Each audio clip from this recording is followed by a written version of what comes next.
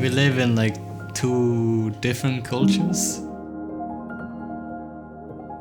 My background is Vietnamese, and then going to school was like very Norwegian.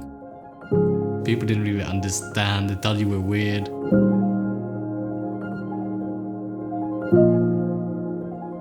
My dad, he was a refugee from the Vietnam Cold War.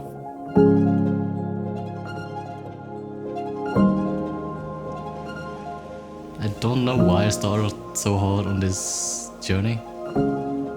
I guess part of it was to make my family proud after all they've been through.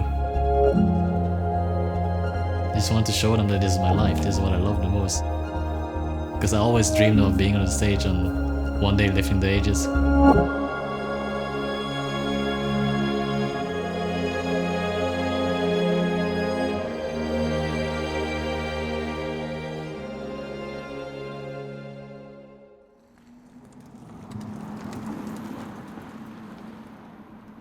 Bergen as a place is probably the most beautiful city in my opinion.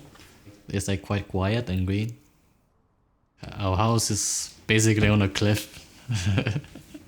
And it's really nice when because we have a really great view when you look outside from the balcony, and really nice. Just put your mind to rest and relax it, because it's so stressful sometimes when you go to event after event, and playing Dota is not easy.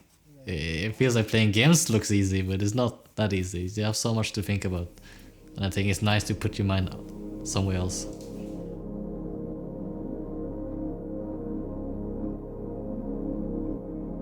So there are a lot of Buddhism in Vietnam. I think our family for generations has been Buddhism. We always had like statues in our house, and I will see my mom is just praying every night, and sometimes she tells me to come as well. Pray with me, and I show mom, and then we start praying like Vietnamese. I just copy what she says, and even though I don't really understand what I'm saying. The Buddhist values is like they try to teach you a lot of the cognitive things, what is right and what is wrong, and that is why I'm trying to be like vegan and more for the environment too.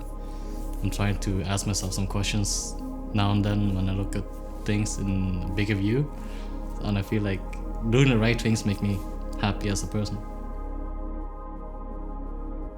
I think most of the mentality I have right now is probably come from the teaching of Buddhism that I put into Dota. I think being able to adjust and adapt to other people, and trying to understand other people's views and trying to make them feel comfortable. Try to listen is also part of Buddhism, I think. The values of Buddhism is what kept my parents together for so long, because they believed that when they kept praying, that's what brings them luck. I guess it was kind of luck that brought them together, and eventually they have like 5 sons, 2 daughters. I'm the youngest one. We are living together 47 years. A long time. Đúng không vậy?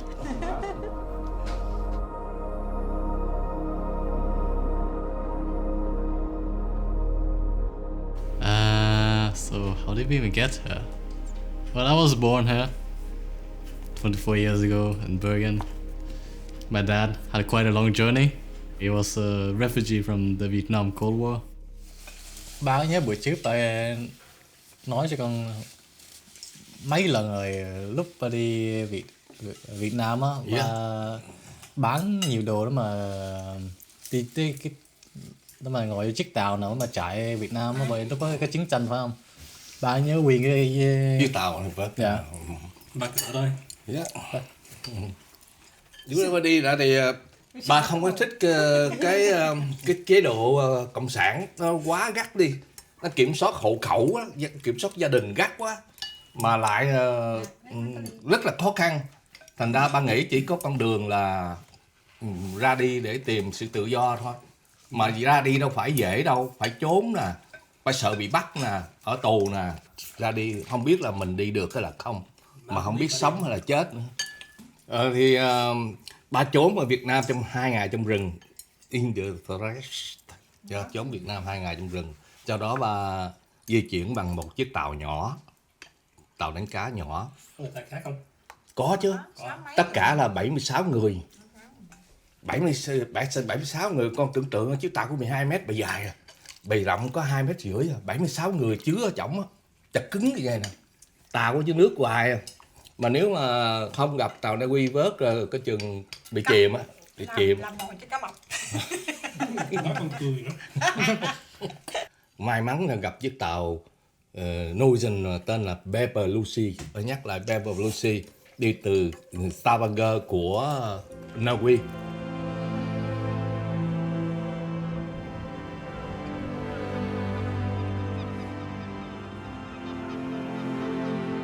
I think my dad did it for a bigger future. I think he didn't see the future in a country that was having bloodshed. Because he was on the losing side, right? His country was losing. I think back then it was North and South Vietnam, and I didn't see the future after the country gets occupied. Nó bự gấp 3 lần chiếc tàu màu vàng đó đó. Đó, gấp 3 lần luôn. Đây nè, chiếc tàu đó. 3 lần, bự lắm. Chở toàn là những cái trong tay là không. I can't even imagine what went through his head, you know, like trying to get on the boat and just run away from his own country. Maybe the future he thought of like motivated him, you know, like a new life, Còn chiếc tàu nhỏ. a better future for the upbringing, for the family. I'll say so. Không gian nan lắm đó chứ. Cả cũng nửa triệu người Việt Nam á, đi boat people á. Boat people chết ở dưới biển. Cả nửa triệu phải không? Nửa triệu khoảng đó trong thời gian đó. Thì họ đâu có được may mắn như mình đâu. Fairly, very fairly. Boat people, very fairly. Very dangerous. Very dangerous. For him to escape was to like bring a better future to his family too. So he brought my mom over after a couple of years to Norway.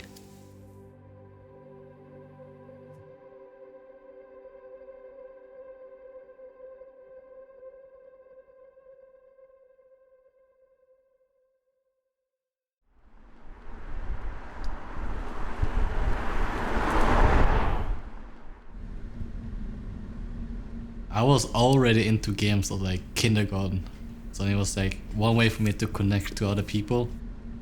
Even though I didn't really speak English so well, I had someone to play with. I think Stockholm, when you played Stockholm, it was really, really I nice. had this school in Bergen, like a normal school, but they had Esports as one of the classes. I signed up for it after dropping out of school the first time. I was like, I want to go here. Tommy did actually skip school a lot, yeah.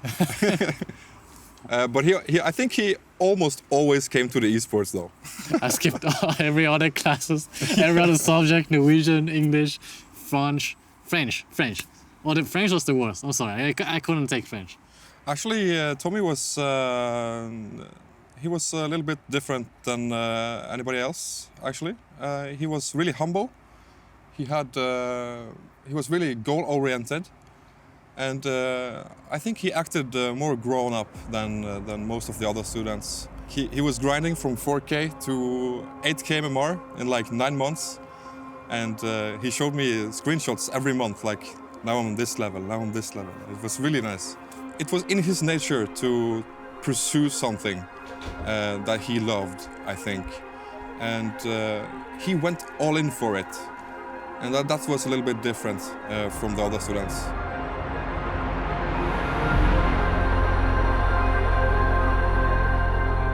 I don't know why I started so hard on this journey. I think since I was young, I always thought if it wasn't for playing, I would not know what I want to do.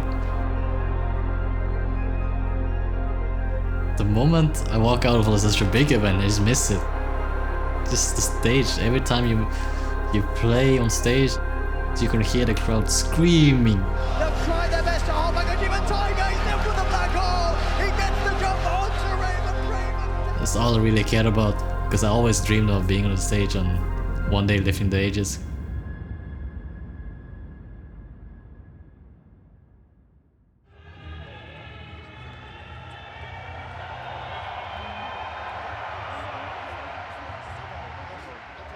I could definitely see my team grow a lot after Sweden.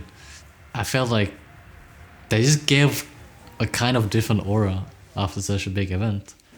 They became a little bit more mature. Like they don't doubt themselves as much as before.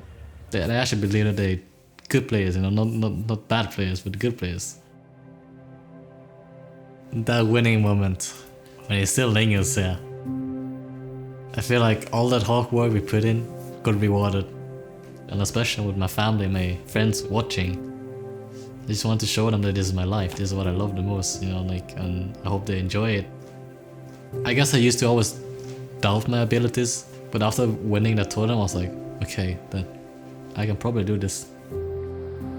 I love my son. Yeah, I think he's good job. Good job. Yeah. Whenever things going bad, you are always trying to see the positive in every situation, and I think you're making the team blossom, right? You're making the team actually flower and blossom and making the team play better. I was actually dreaming about like making a life out of gaming, like so. Get there and then lift it just once and for all. The road to the international. That was it.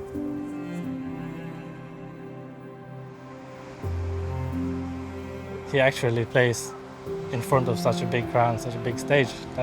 That's huge. And we're really proud of him.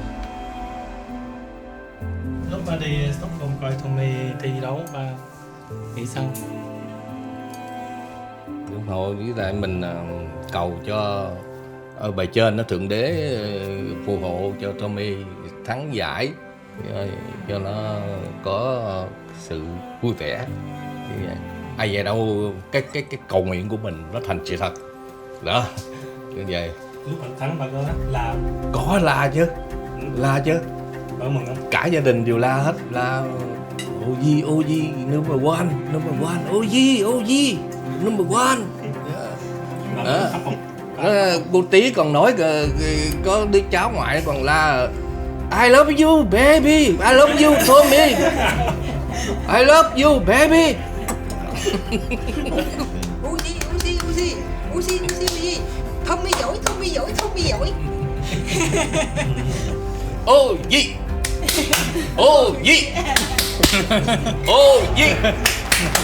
many people OG.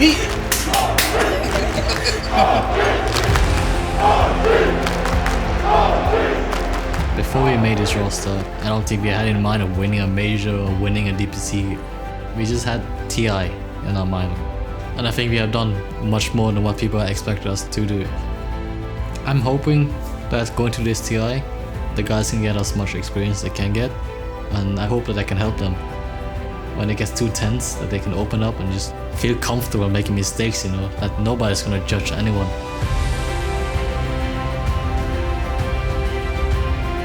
I think they're really great players, and I think they have a lot of room still to improve. I just want to make sure there's no regrets when it comes to TI. And winning TI, what would that mean for your family? Winning TI, I mean, it will be a big change to my life for sure when I win TI. I was like, if I win TI, I was gonna make a host a wedding in Vietnam for my parents. They went together for like more than 40 years. I was like, Mom, have you ever had a wedding before? I'm like, no. I'm like, okay, we need to do it in Vietnam. Because I'm sure there were a lot of things that happened back then that they didn't have the time to do it. So